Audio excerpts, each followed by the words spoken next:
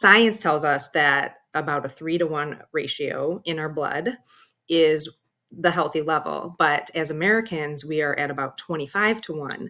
So what that does for us, or against us actually, is in our bodies, the omega-6s promote inflammation, and the omega-3s are an anti-inflammatory. So we need some inflammation in our bodies to help us heal and get over illness and things like that. But too much inflammation, as we know, is a driver of disease. So balancing out that level is really important. So I've become actually really passionate about that as well. Welcome to my podcast, Over 40 and Fabulous, the show that helps you live your best life no matter your age. I'm Robin Thomas, and I'm the founder of Living Well Connections, a healthy living community that supports, educates, and empowers us all to make healthy decisions toward a more balanced and fulfilling life. I have a background in medical research, and I love exploring the interplay of our physical, mental, and spiritual selves. This weekly show is your haven for real talk, science-backed solutions, and inspiration from women who get it. Crystal Zoller is a registered nurse, nutrition and weight loss coach, and is certified in health mindset coaching. She helps women 30 and above lose weight and improve health while eating foods they enjoy without extreme restriction or guilt. After becoming a mom, her own health and fitness became a priority for her, and since then she's mastered the concept of eating foods in a balanced way that has helped many lose weight and improve their health. Please welcome Crystal Zoller to our podcast. Hi, Crystal. I'm so happy to have you here on my podcast. Hi there. Thank you for having me. One of the things I really love is that you help women learn how to take care of their health, learn how to lose weight without extreme restrictions or guilt. And it's that guilt that gets us. I know. I see people all the time. You're at an event and, oh, no, I can't have that. Yes. And the sad thing is, because they know that I'm in health and wellness so much, they'll look at me and feel guilty. And I'm like, don't feel guilty. It's okay. So tell us a little bit about, first of all, I'd like to know a little bit about how you came from nursing and decided to go into this as a business and as to help other women. And then later we'll just talk a little bit more about this guilt, how you help people avoid that. Sounds good. Yeah. When I was a nursing student, actually, it started then. I always had an interest in the wellness side of the training that we go through as nurses. We are trained to kind of look at the whole person rather than just their disease or the thing that they're dealing with. And so I was always interested in the more proactive measures when it comes to health and nursing. I actually took about 9.5 years off to raise my kids. And during that time, I became more focused on my own health, wellness, fitness. Before that, I tried to eat healthy, but I didn't really pay much attention. And having my own children kind of made it so that I cared a little bit more about what I was feeding them. And so putting that all together, when I decided to go back to work, and I do work part-time as a nurse right now as well, I also went into learning more about nutrition and then becoming a nutrition coach. Oh, that's great. That's great. It makes a huge difference. And you're balancing a lot right now. So you're still a mom. That hasn't gone away. And you're also working as a nurse and working with this. But your experiences bring a lot to the plate. I mean, you're basing your business on experiences that you've had, and that makes a big difference. Mm-hmm. Yeah, the office I work in as a nurse, I would say the majority of my patients are type 2 diabetics. Mm-hmm. And the program that I am, coaching for nutrition actually addresses metabolic health, which includes blood sugar, cholesterol, waist circumference, and blood pressure. So Right. it actually kind of all ties together. A lot of my patients that I see could definitely benefit from what I do. Mhm. And yeah, You've seen it. You've seen it. yeah, for I sure. totally Yeah. understand. I Hmm. totally understand. Before I started my wellness business, I worked in a laboratory where we were working with um, men and women with autoimmune diseases. And so that led me to really be interested in inflammation and how that happens in that. So it's Yeah. great. It's great.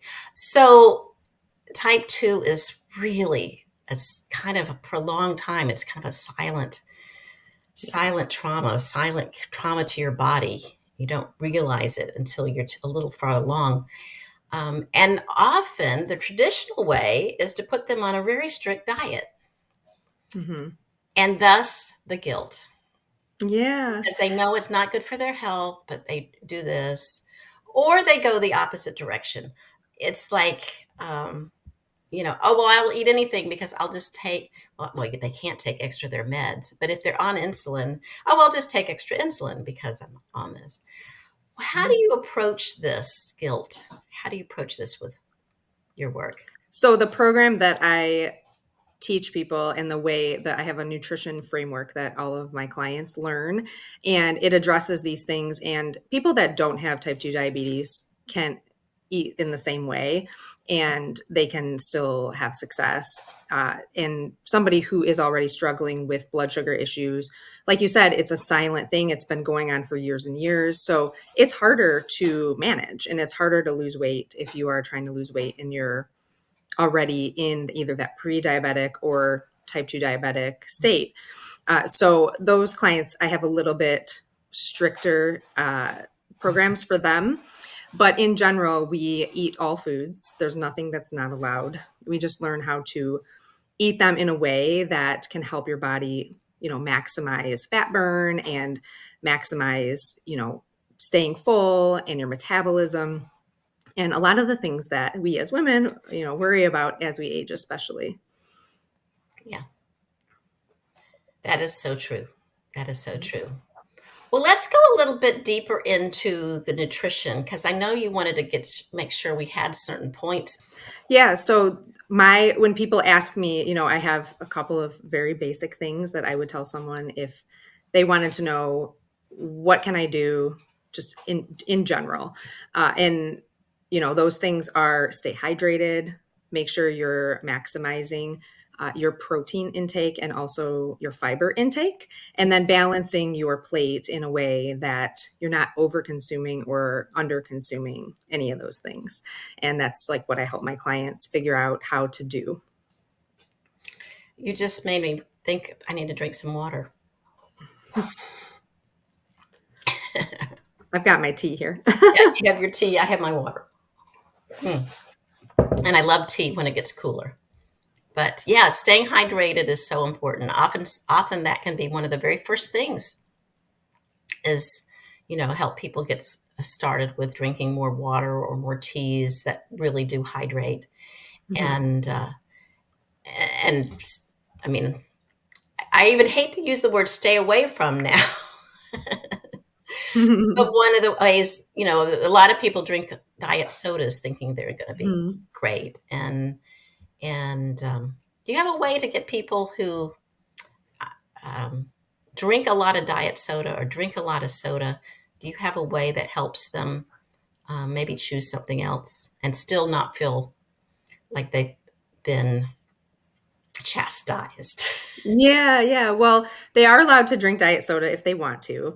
I do. My program is very much focused on improving health as Mhm. well, because most of the people that come to me to lose weight, that's the reason they want to lose weight because their doctor told them they had high cholesterol or they're close to getting on blood pressure medication or their blood sugar has been an issue. So most of the people embrace the fact that I really shouldn't be drinking this soda, whether it's diet or not, and are willing to, try to change that habit. Now, like I said, everything is allowed, but we would try to maybe reduce it or, find alternatives that would still be satisfying in place of that soda. One of the things I've done in the past that's worked well is tell them when they have that urge to grab a soda to drink a glass of water first, and then they can have a soda if they want, if that's what they really wanted to see. And it helps them see if they're really thirsty or they just want that soda. Yeah. And I've had people very successfully go off of as many sodas. These are people who were drinking soda like a chain smoker. I said, okay, before the next soda, have a little glass of water and see if that helps.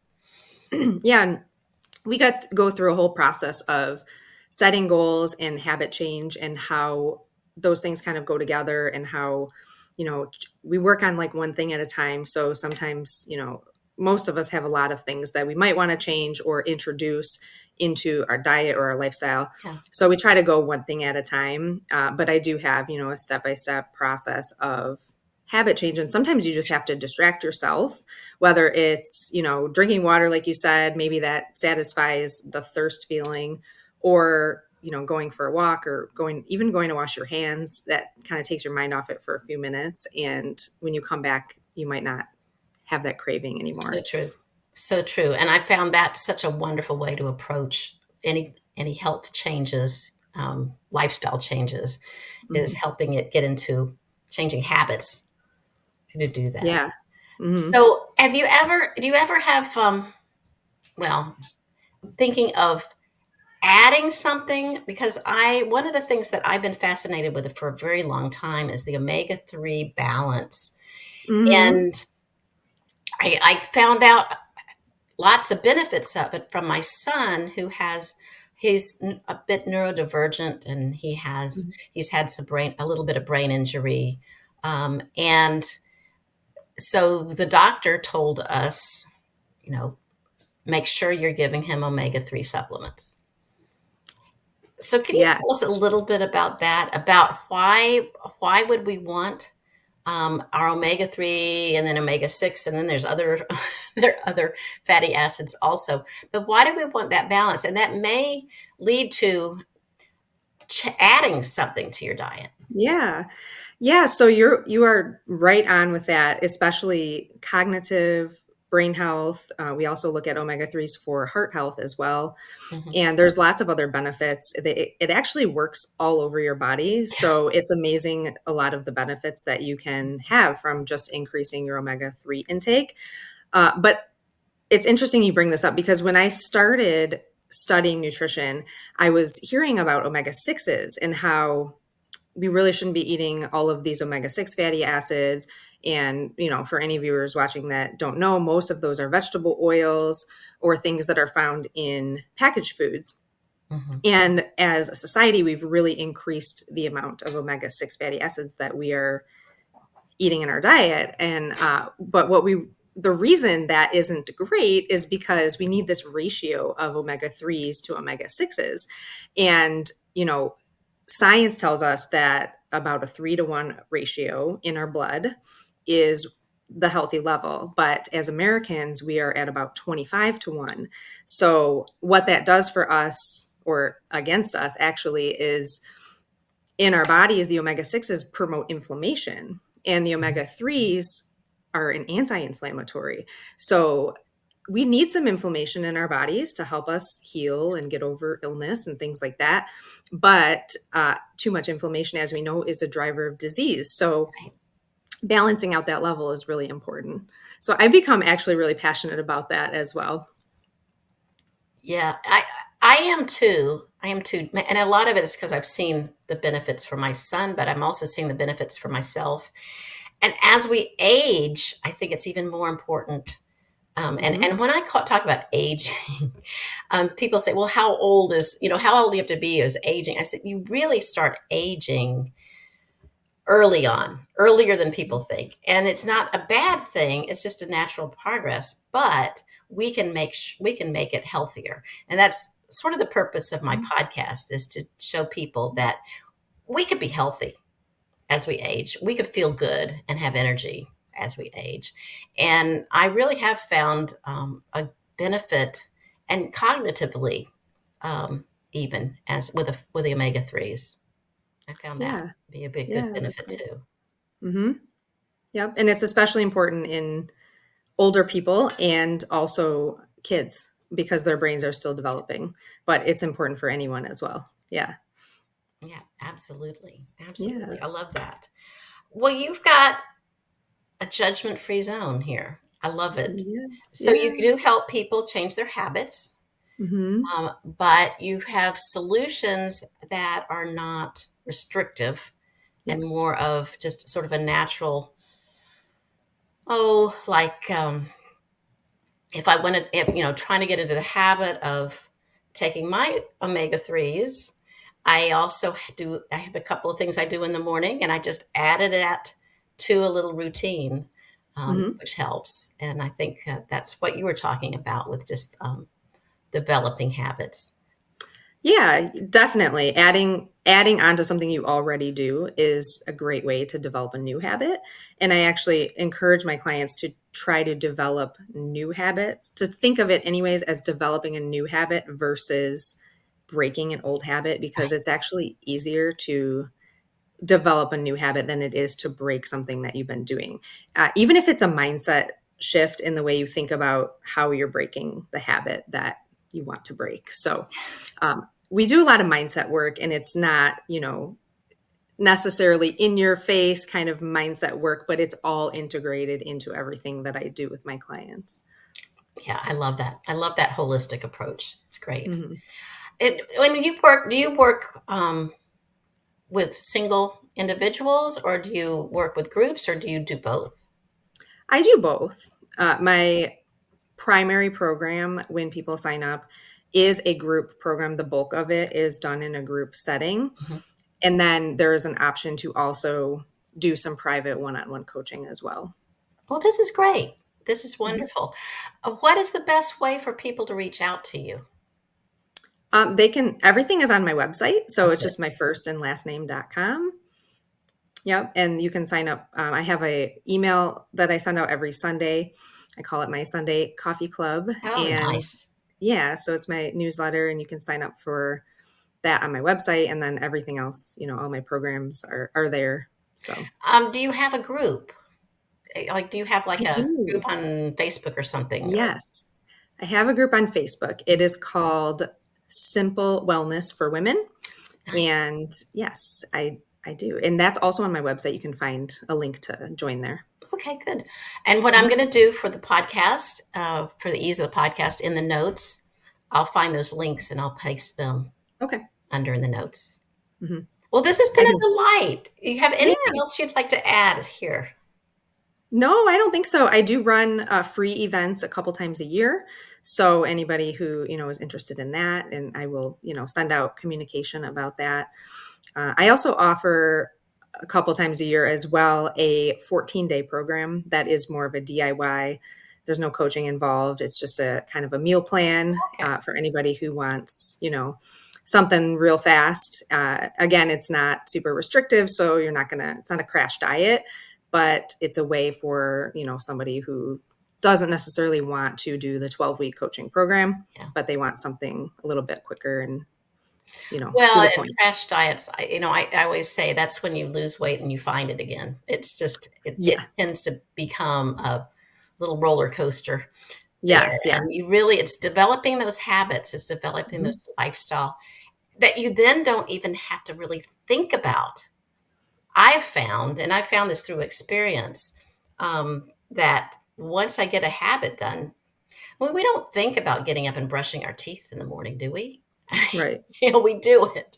So Mhm. I love it. Well, this has been wonderful. Thank you so much for being on the podcast. I Yeah, thanks for having me. take care. All right, you too. Thank you so much for joining me at my Over 40 and Fabulous podcast. Please let me know if you have any questions about this episode. I will publish new episodes at noon Eastern on Saturdays, so you can listen and watch at your convenience. If this podcast has been helpful for you, please share it on your favorite social media platform or share directly with your fantastic friends. Bye for now, and I'll see you in the next episode.